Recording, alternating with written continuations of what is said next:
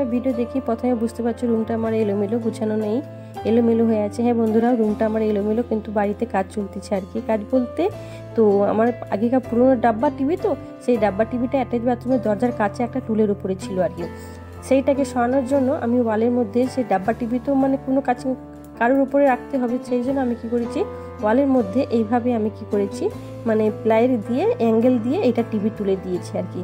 আর শোকেসটার মাথার উপরে আর কি এইভাবে তুলে দিয়েছি আর কি। কেননা ডাব্বা টিভি আগেকার যুগের টিভিগুলো আর কি, ওটা যেহেতু আমার কাজ চলতেছে তাই জন্য ওটা বাদ দিলাম না।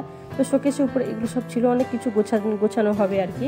তো এগুলো সব গোছানো হয়ে গেছে, তারপরে চলে আসলাম সকালের দিকে। নাস্তা তো দেরি হয়ে গেছে অলরেডি, এগুলো কাজ করতে করতে দেরি হয়ে গেছে। তো বাবা সকালে বাজার গিয়েছিল, বাজার বলতে শুধু এখানে সামনে গিয়েছিল ঘুরতে আর কি। তো ওইখান থেকে আসার সময় পরোটা নিয়ে এসেছিল। তো বাবাকে বলেছিলাম যে আজকে দোকানে পরোটা নিয়ে চলে এসো, খেয়ে দেবো।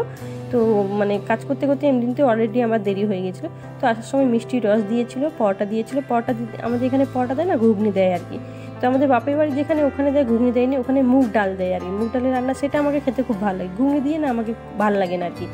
আমাদের বাপের বাড়ি ওখানে মুগ ডাল রান্না হয়, সে এত ঘন টাইপের মতো, সেই মুগ ডাল দিয়ে রান্না হয় আর কি। সেটা দিয়ে পরোটা খেতে আমাকে ভীষণ ভালো লাগে।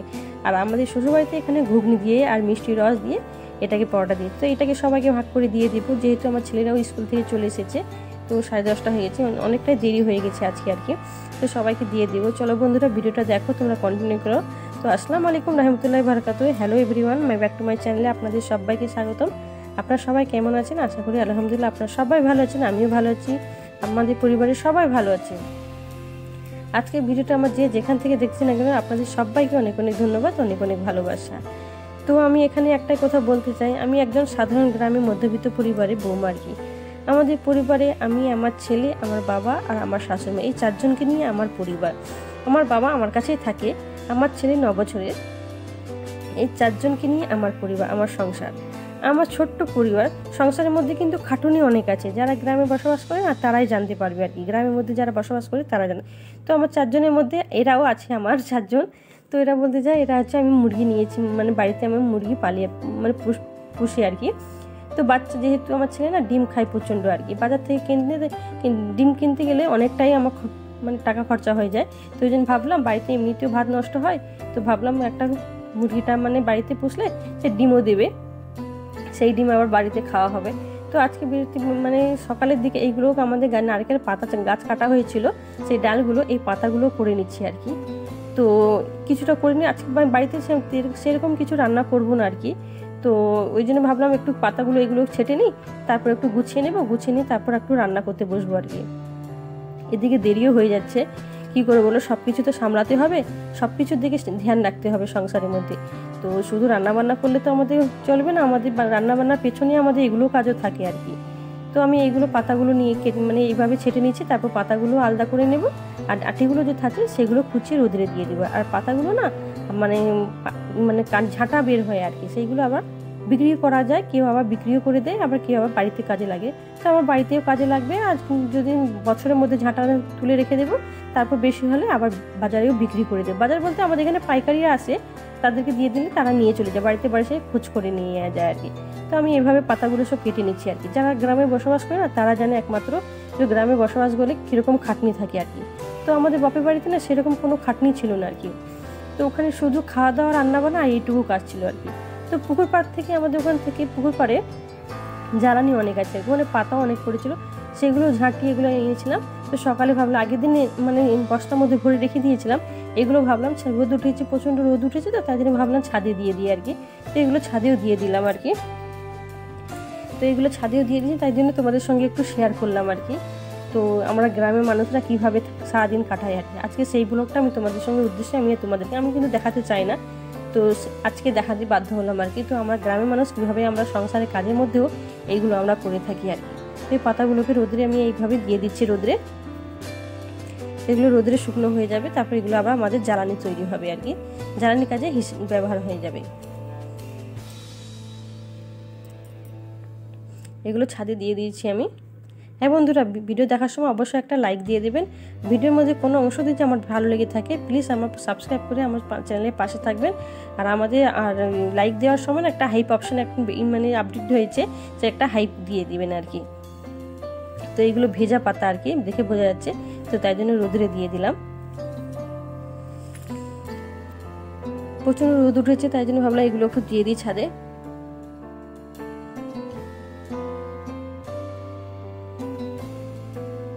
তো এগুলো মানে বালিশগুলো একটু ছাদে দিয়ে দিলাম রোদের মধ্যে, যেহেতু একটু রোদের বালিশগুলো দিয়ে দিলে মানে একটু ভালো হয় আর কি, গরমটা হয়ে যাবে আর কি।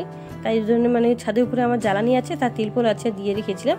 তো আর সকালের দিকে একটা দেখো বন্ধুরা, সকালের দিকে যে মানে নারকেলের ডাঁটিগুলো ছিল সেগুলো কুচিয়ে রেখেছিলাম, যে পাতাগুলো গুছিয়ে নিয়েছি, ডাঁটিগুলো কুচিয়ে অল্প অল্প করে কুড়িয়েছি, মানে কেটে নিয়েছি আর কি, একসঙ্গে তো অত পারবো না, অল্প অল্প করে গুছিয়ে নিয়েছি। সাইডে আছে আরও পাতাগুলো। তো আমি যেগুলো কুচিয়েছি সেইগুলোকে বস্তার মধ্যে উপরে তুলতে গেলে তো অনেকটাই সময় লাগবে, কষ্টও লাগবে। তো আমি কি করেছি, তো বস্তার মধ্যে এইভাবেই মানে সুতো দিয়ে বেঁধে দিয়েছি, নিচে ঝুলিয়ে দিয়েছি। ছেলেকে বলেছি ওদের তুমি একটু একটু করে ভরে দাও, আমি উপর থেকে তুলে নেবো আর কি। এভাবে আমি উপর থেকে তুলে রোদের মধ্যে দিয়ে দিয়েছি আর কি। মানে আজকে যতটা কুচানো হলো ততটাই আমি উপরে তুলে নিলাম আর কি। সেইভাবে করে নিলেও নিচে আর জমা থাকবে না। তো অল্প অল্প করে কুচানো হয়ে যাচ্ছে, অল্প অল্প করে ছাদেও তুলে নিয়েছি। এইভাবে আজকে ছাদে অতগুলো তুলে নিলে, আজকে অতটা সকালে কেটে নিয়েছি আর কি। তো আজও সাইডে অনেকটাই আছে আর কি, সেগুলো পরের দিন আরও করবো, আজকে আর করবো না, এতটাই থাকুক। তারপরে এদিকে বেলাও হয়ে গেছে, রান্নাবান্নাও করতে হবে। তো আজকে বাড়িতে তেমন কিছু রান্না করব না, কেননা আমাদের পাশে দিদি বাড়িতে তো নেমন্তন্ন আছে, আমার আর আমার ছেলে দুজনে নেমন্তন্ন মানে দিয়েছে। কত সুন্দর ওয়েদার দেখছো, আকাশটা দেখো কত সুন্দর একদম, তাই জন্য তোমাদেরকে দেখাচ্ছি, এত সুন্দর আকাশ লাগতেছে ওয়েদারটা। তো আমার ছেলে মানে নেমন্তন্ন আছে ওদের বাড়িতে, তাই জন্য বাবা আর আমার শাশুড়ি মা মানে বাড়িতেই খাবে আর কি। তো ওদের জন্য কিছু তো রান্না করতেই হবে। তো তারপর রাত্রেও তো আছে, তাই জন্য ভাবলাম দিনের বেলা একটু রান্না করে নেবো। কী রান্না করতেছি সেটা আবার তোমাদের সঙ্গে শেয়ার করলাম।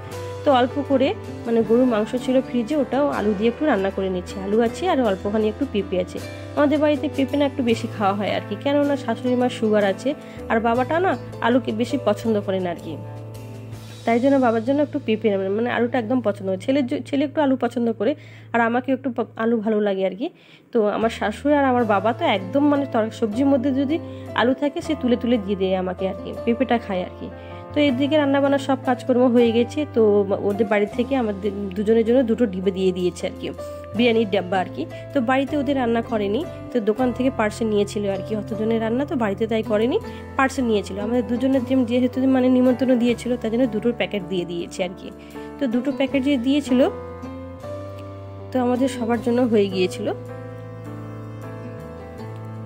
তো ভর্তি ছিল আর কি, মানে প্যাকেট ডিবাটা একদম ভর্তি ছিল আর কি, দেখে বোঝা যাচ্ছে। তো আমার ছেলেটা বিরিয়ানি খেতে একটু খুব ভালোবাসে আর কি, ওর বিরিয়ানি হলে আর কিছু লাগবে না। তো ডিম দিয়েছিল, একটা করে ডিমও ছিল। তো ডিমটা বিরিয়ানি ডাব্বার মধ্যে দেয়নি, আলাদা করে এক্সট্রা দিয়েছিল, কেন অতগুলো ডিম তো তাই জন্য এক্সট্রা বাইরে মানে আলাদা করে ডিম দিয়েছি আর কি। তো এগুলো আমরা দুপুরে খেয়ে নেবো। তারপর মানে এদিকে আমার কাজ করতে করতে না অনেকটাই বেলা হয়ে গিয়েছিল আর কি। ছেলেটা বিরিয়ানি অপেক্ষায় বসেছিল আর কি, তো সে খায়নি আর কি। বাবা আর শাশুড়িমাকে দিয়ে দিয়েছিলাম, ওরা খেয়ে নিয়েছিল। তো এটা ছিল বৌমার স্বাদ আর কি, এটা আমার মানে যাওয়া হবে, দিদিও হবে, তার বৌমার স্বাদের দিনে আর কি। স্বাদ তার নিমন্ত্রণ, ওদের বাপের বাড়ি থেকে স্বাদ এসেছিলো। কী কী দিয়েছিল ওর বাপের বাড়ি থেকে তো তোমাদেরকে, আমাদের এখানে গ্রামে না স্বাদ খাওয়ানো হয় আর কি। 7 মাসে স্বাদ দেওয়া হয়, আবার 9 মাসে আর কি। 7 মাসে থাকলে 7 রকমের মিষ্টি, 7 রকমের ফল টল এরকম করে দেওয়া হয়।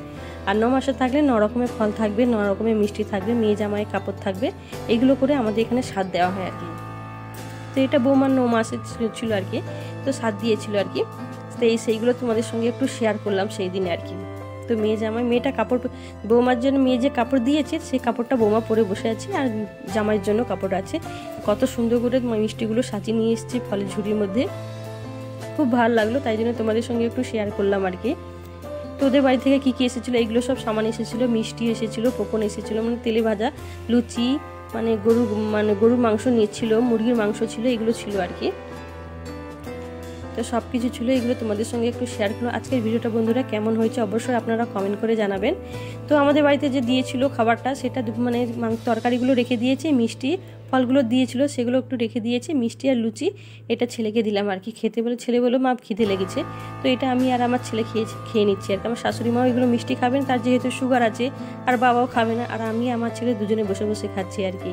তো বন্ধুরা আজকে ভিডিওটা কেমন হয়েছে অবশ্যই কমেন্ট করে জানাবেন। আবার দেখাবে অন্য কোনো দিন অন্য কোনো ব্লগ ভিডিওতে।